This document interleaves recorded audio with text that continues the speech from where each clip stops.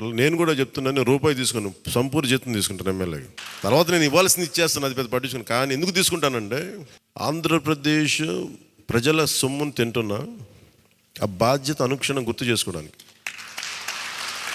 ప్రతి రూపాయికి రేపు పొద్దున నన్ను ప్రజలు చొక్కా పట్టుకుని నిలదీయాలి, అందుకని తీసుకుంటున్నాను. నీకు డబ్బులు ఇచ్చావరా మా ట్యాక్స్ పెయిడ్ మనీతోటి, నువ్వు ఎందుకు పని చేయట్లేదు అని ప్రజలకు హక్కు ఉండాలటడానికి కోసం నేను డబ్బులు తీసుకుంటాను.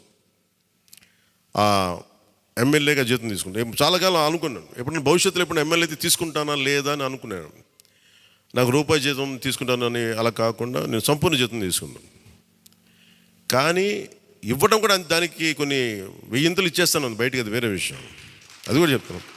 కాకపోతే ఎందుకు జీతం అంటే మనం ఎందుకు తీసుకుంటాం అని నేను ఎందుకు చేస్తున్నాను అంటే, ఈ డబ్బు ప్రజల కష్టం నుంచి, రక్తం, చెమట, స్వేదం నుంచి వచ్చింది. అది ఆ డబ్బు ముట్టుకున్నప్పుడు నాకు బాధ్యత గుర్తు రావాలి, అందుకని నేను అది కూడా నిర్ణయం తీసుకున్నాను. సో మీ అందరికీ కూడా నా ప్రత్యేక ధన్యవాదాలు. మనందరం కూడా జవాబుదారీతనం ప్రభుత్వం ఎలా ఉంటుందో చూపిద్దాం. నిజమైన లా మేకర్, చట్టాలను చేసేవాడు, వీఆర్ ఆల్ లా మేకర్స్. చట్టాలను చేసేవాళ్ళం, చట్టాలను పరిరక్షించాల్సిన బాధ్యత ఉన్నవాళ్ళం.